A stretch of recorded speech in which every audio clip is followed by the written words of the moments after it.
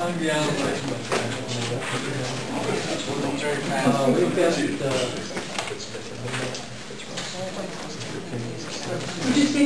we can go to the consent items. Yep, I can take any questions on the minutes.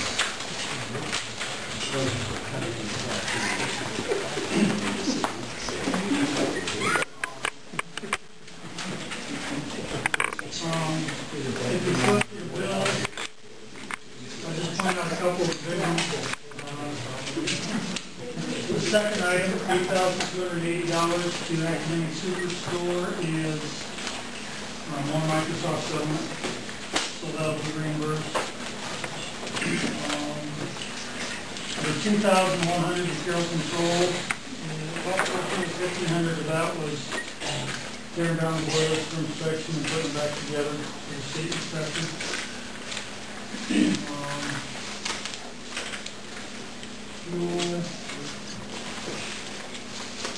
The learning services supplies, about 2/3 of the way down to $21.49. That's Microsoft.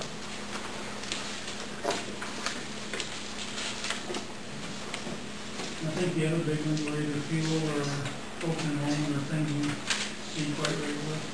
that open enrollment, is that, do we get paid from those schools too? Because I'm sure we have kids from their district coming in. Yep, we do.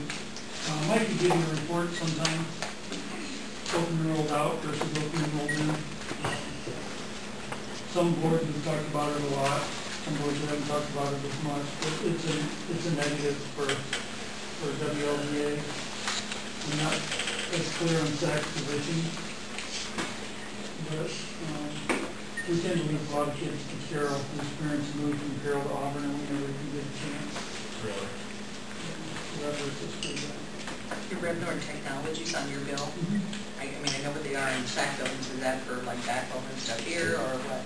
Or It's a shared, the monthly, it's a shared between. some of the money? I don't know, they're all meetings or anything. It's for the integrity. Yeah. What was the Nelson Farm supply? Oh, we traded in the Gale skid loader at this facility for a newer Gale. The one we had was either in the, it's probably going to cost us $1,000 to repair. Probably more than 2,000.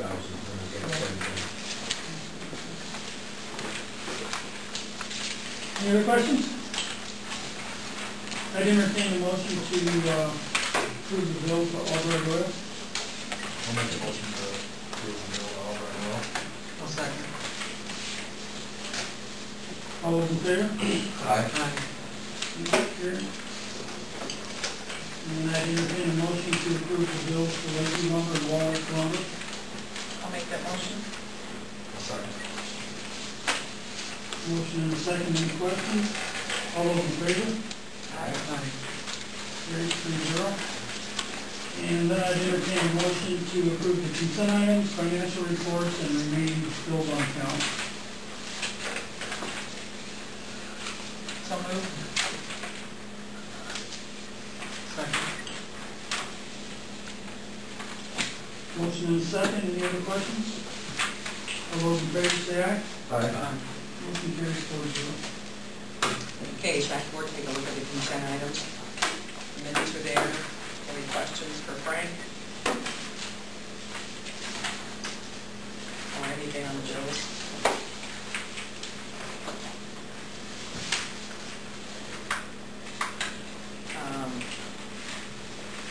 The JW Ready Mix and construction of the capital projects fund was tearing down and removing the old fund on it. Very last time, $1,200. And yeah, because I asked. There's no snow yet.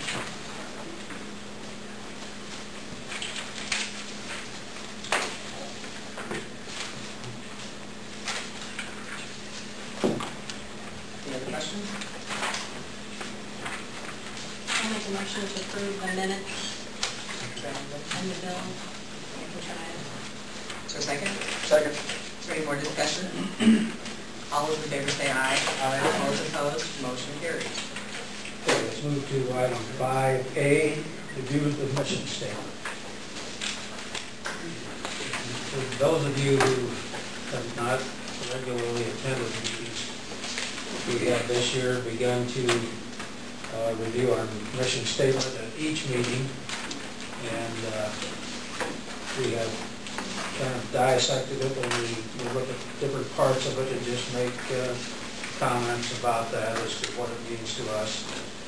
And it was kind of interesting. We attended a Babel meeting a couple of weeks ago, and they really hit on that, talking about your mission statement, and they were really quite surprised that we were so in tune with what our mission statement was.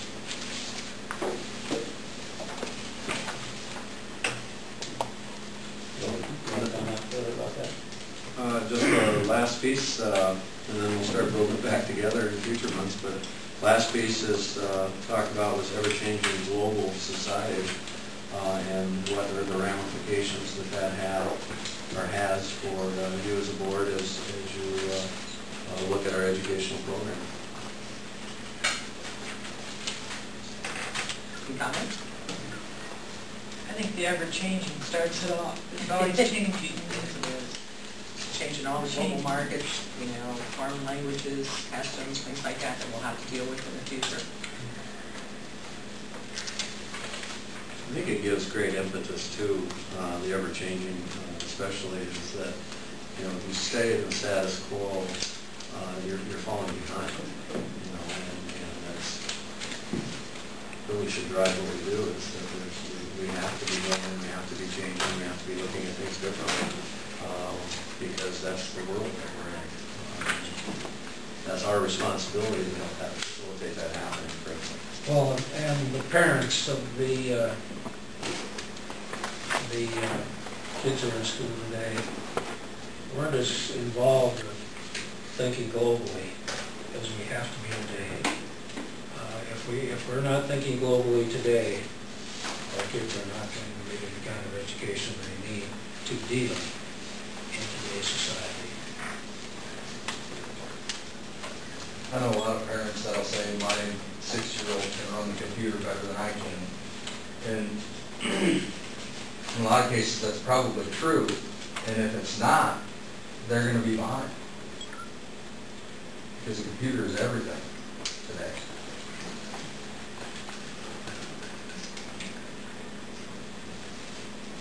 Okay, let's move on to the education spotlight, the elementary math, CGI. I'll pass around a sheet.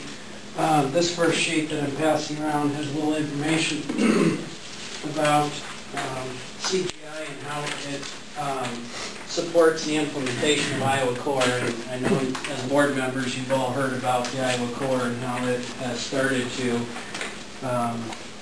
shape what education looks like in the state of Iowa. And again, it's taken from a lot of different places.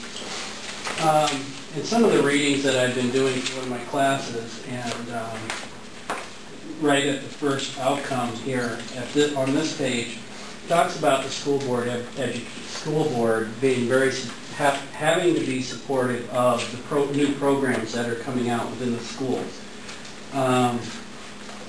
In fact, and we're probably my fault probably after reading some of the things that I've read. We should have involved you long before we are right now. We should have been sitting at the table with you talking about some of the math strategies that will take place long before we ever got to the point that we're at. But I guess that's the learning process for all of us. And what does support look like? Well, there can be all kinds of support that the board can give us. Just the board being knowledgeable about the CGI process and showing that their leadership in the changing math area is going to be supportive, and that you expect teachers and administrators to all follow suit, because this is what we believe will be the best for our kids coming up in the future. That leadership starts from the board and just trickles down through. And I think that's important, because even as we look at this, I think teachers need to know that, you know, the board supports this and they want us to move forward with this. I am involved with the CGI process also. I've gone to training. I have not made all the training, but I do know a lot about the process. It's a very exciting process. You as board members are going to get to be able to do some problems. You will do it the old algorithm way, and the students will show you the new way of learning how it's going to be, how they do this.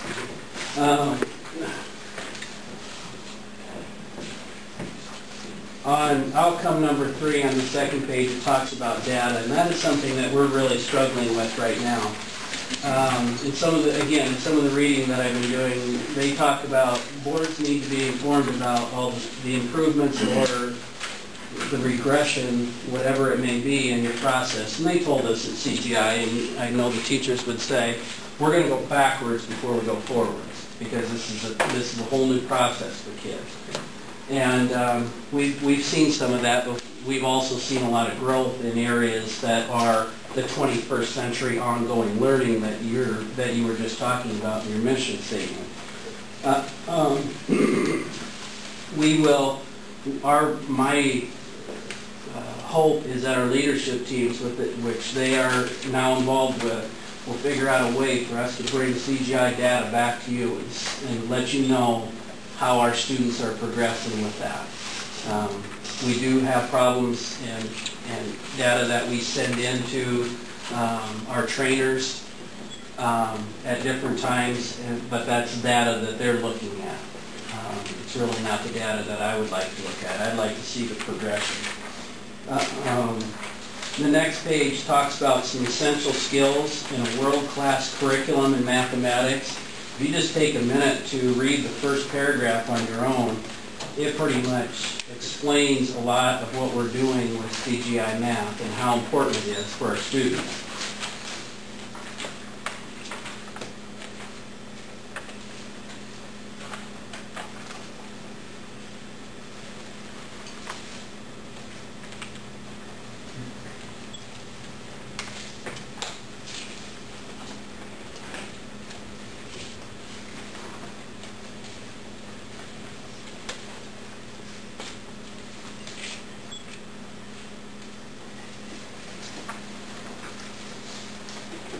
Also on this sheet and added a couple areas of focus.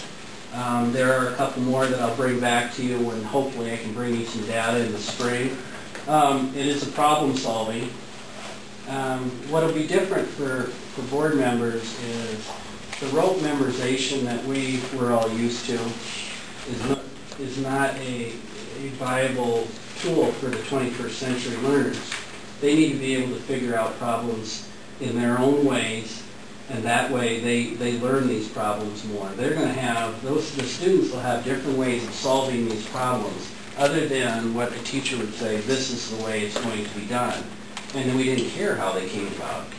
I've had a lot of parents talk to me about their kids coming home and talking about how they solve problems, and some parents are kind of looking at it, what are they talking about? That's the way they communicate.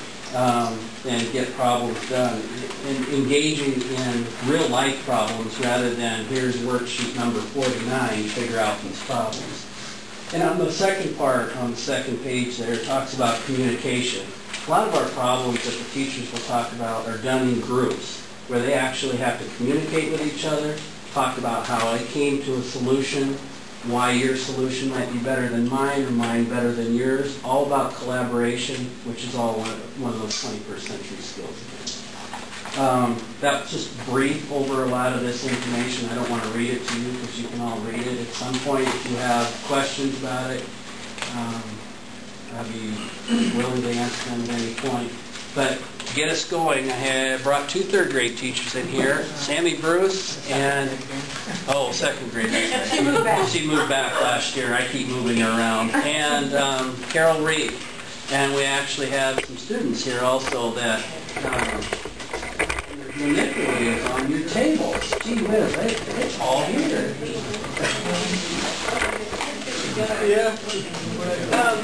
Like you said, CGI Math stands for Cognitively Guided